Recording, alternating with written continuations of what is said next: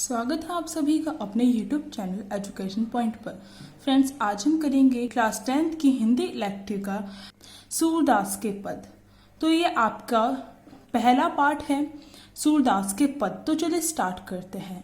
जो सूरदास है वो ब्लाइंड थे। हम सबको पता है कि जो सूरदास है वो उनके पास उनकी आंखों की शक्ति नहीं थी, परंतु फिर भी उन्होंने इतनी अत्यधिक अच्छी रचना की है कि उसे हम कह नहीं सकते हैं कि यह जो इंसान था वो नहीं देख सकता है। तो चलिए स्टार्ट करते हैं। जो सूरदास के जो पद आपके कक्षा में लगे हुए हैं, इनमें सूरदास ने उस प्रसंग की व्याख्या की है जब जो गोपियां हैं वो कृष्ण के प्रेम में पागल हो गई थी, कृष्ण को मिलना चाहती थी।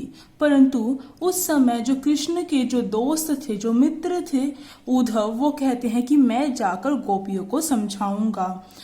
तो उस समय जब कृष्ण नहीं आते हैं और उद्धव आता है, तो उस समय जो गोपियां हैं वो उसे किस तरीके से ट्रीट करती है, किस तरीके से जो गोपियां हैं वो उद्धव के साथ बात करती है। तो चलिए हम देखते हैं। पहला पद है, ऊधो तुम हो अति बड़भागी, अपरस रहत सन्हे तगाते नाहिन मन अनुरागी। तो देखिए, ऊधो को उद्धव कह रहे हैं। ऊधो जो है यहाँ पर ब्रज भाषा में जो उद्धव है उसे ऊधो लिखा हुआ है। उद्धव तुम हो अति बड़भागी।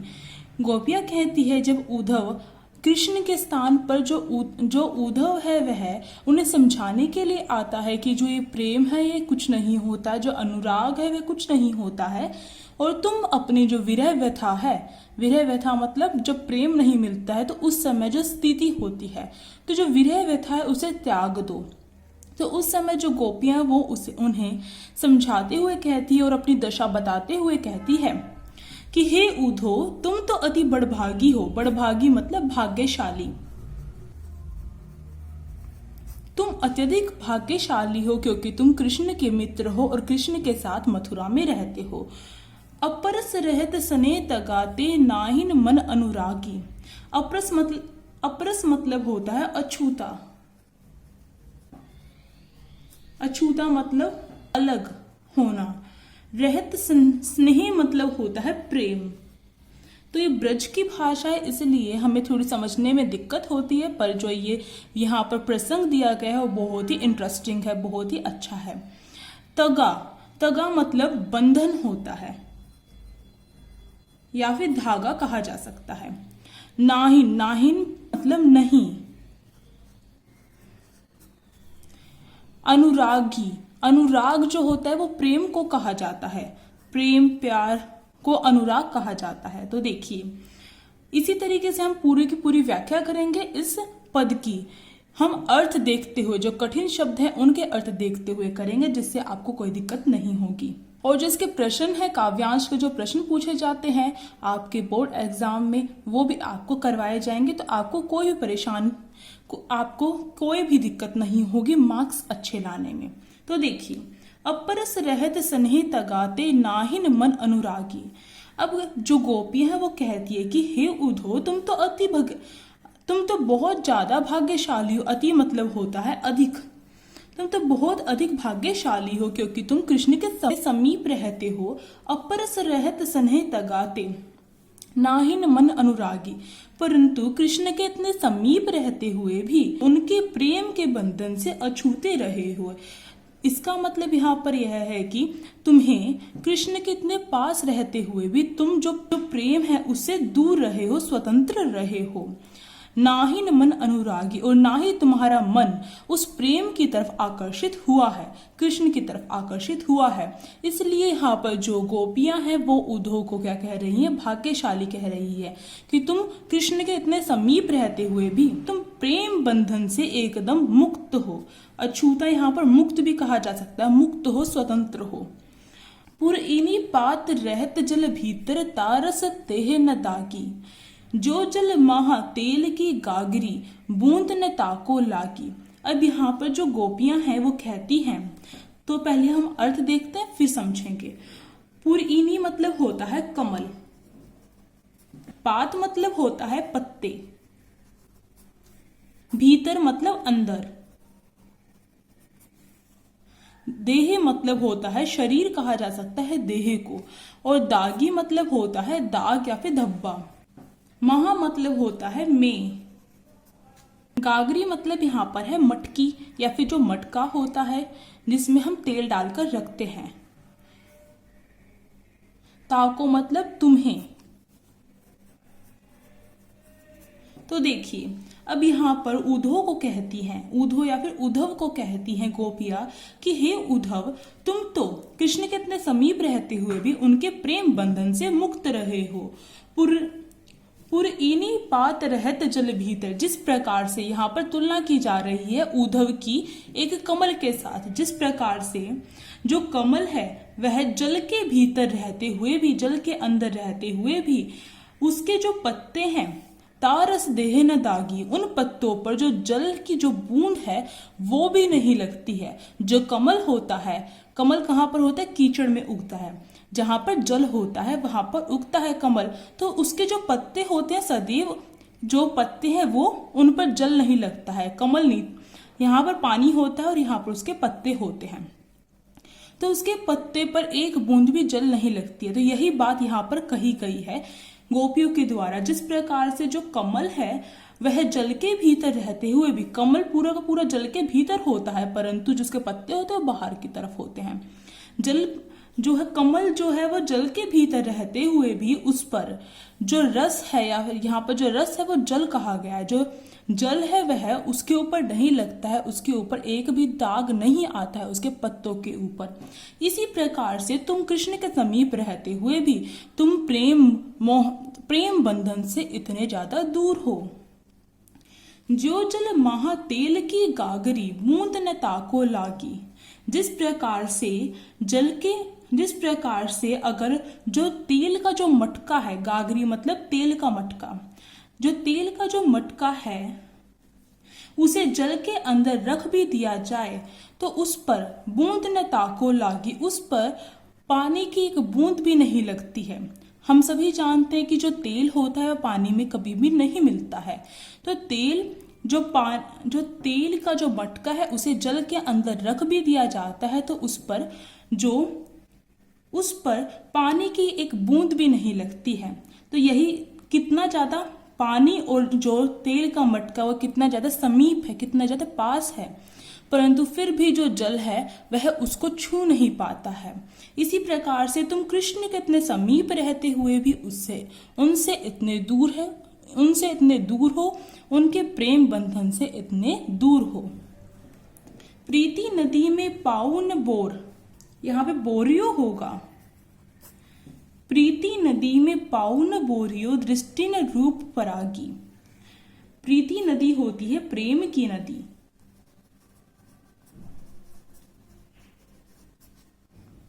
पाऊ मतलब पाव, जो हमारे पैर होते हैं, पाऊ मतलब पाव। बोरियो मतलब होता है डुबोया। परागी मतलब होता है आकर्षित होना।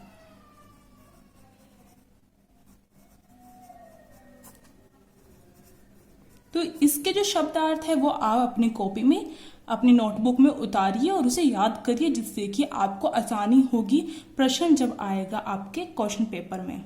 गोपियां कहती हैं कि तुम तो प्रेम नदी से, जो प्रेम की जो नदी होती है, मतलब कि यहाँ पर प्रेम की बात की गई है, प्यार की बात की गई है। जो प्रेम नदी होती है उसमें तुमने कभी पाँव ही नहीं डाला, उसमें तुमने कभी पाँव ही नहीं डाला, अपने पैर ही नहीं डाले, तुमने कभी अपने पैरों को उसमें नहीं डुबोया।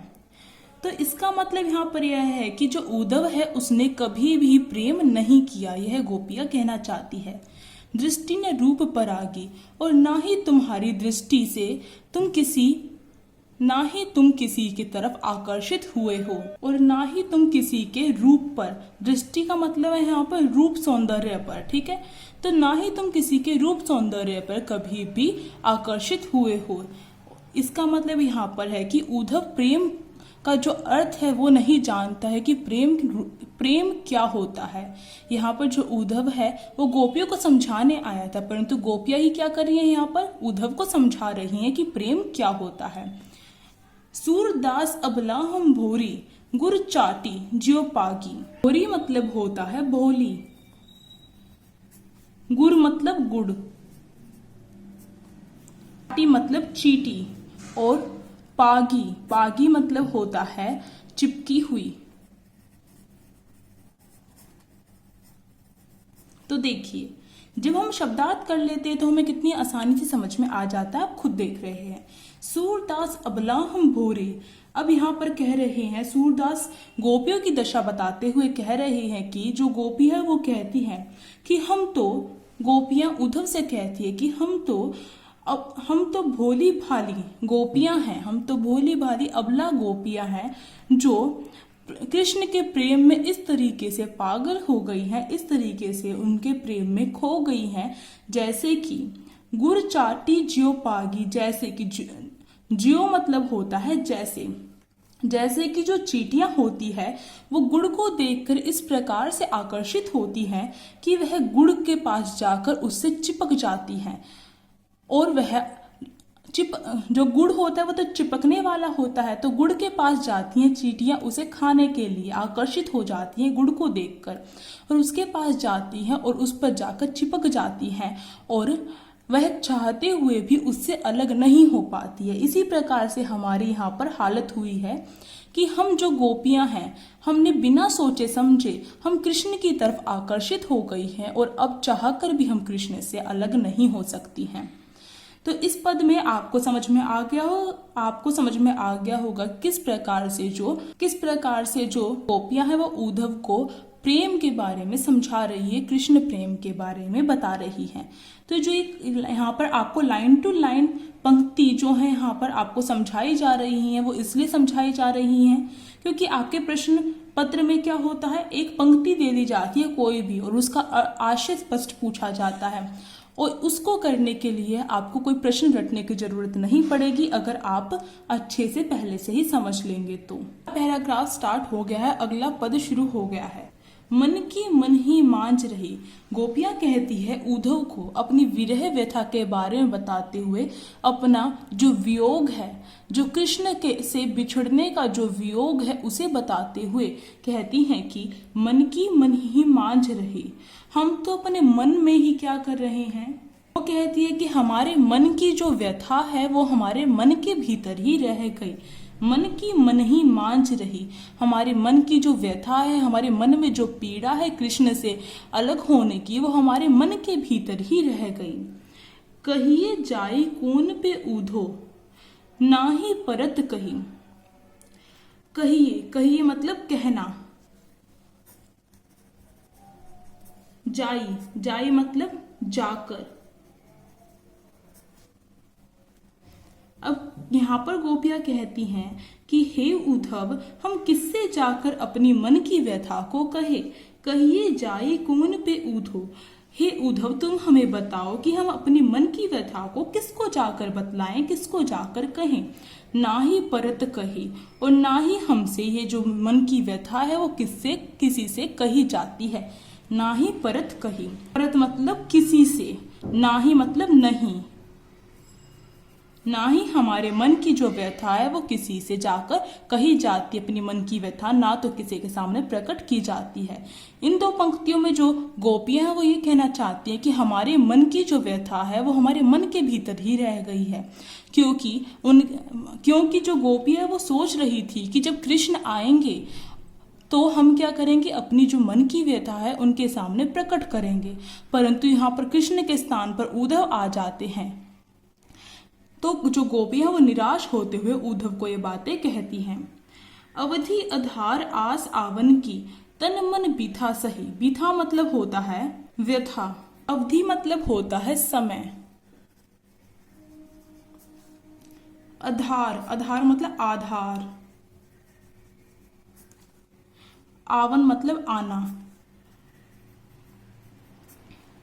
गोपियां कह रही हैं कि हमने तो अपनी मन की व्यथा को मन में इसलिए छिपा लिया था ताकि अवधि आधार आस आवन की, हमें जो कृष्ण के आने की प्रतीक्षा थी। कृष्ण जिस समय आने वाले थे, जो उनकी अवधि थी, उसके आधार पर हमने अपने तन मन की व्यथा को छिपा के रखा था। तन मन व्यथा भी था सही।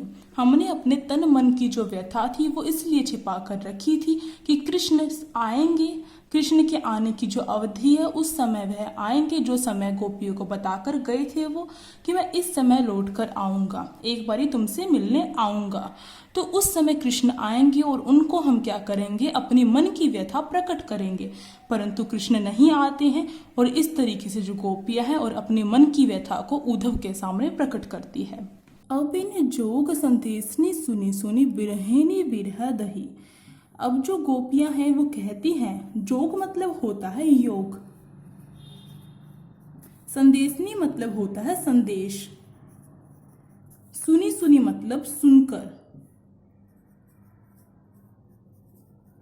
बिरहिनी मतलब होता है विरह में जीने वाली या फिर वियोग में जीने वाली।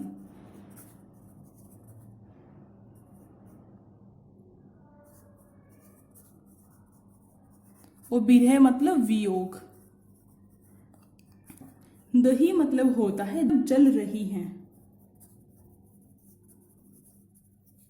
अब जो गोपियां हैं वो कहती हैं कि अब इन जोग संदेशनी सुनी सुनी बिरहिनी विरह दही।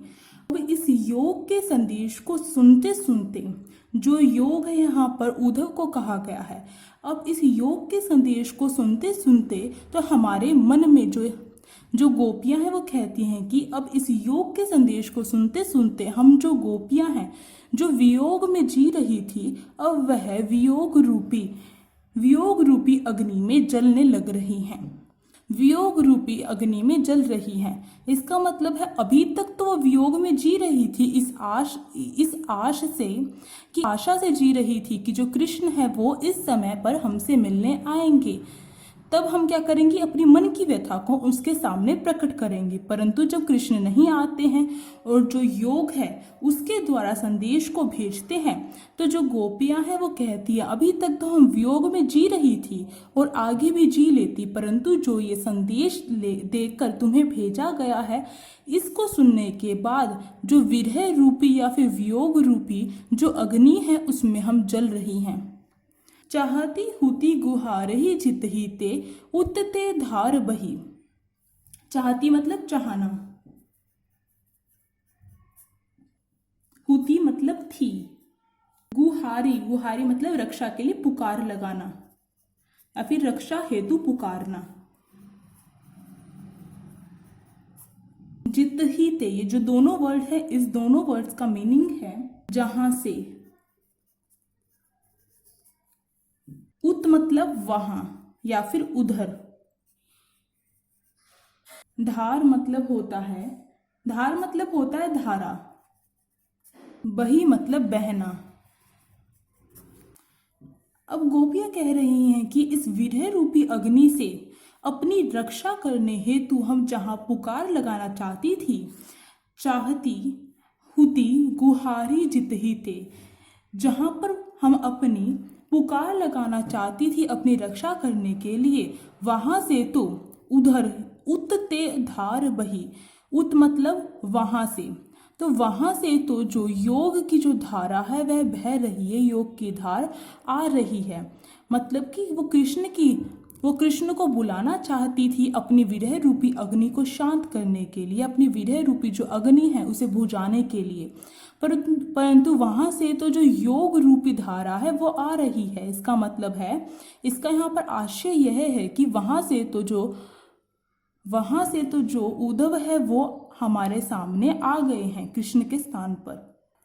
सूरदास अब धीर दरही क्यों, मैं ज्यादा न लही। धीर का मतलब होता है धैर्य, मर्यादा मतलब मर्यादा, लही मतलब होता है रखना या फिर रखी या फिर रही।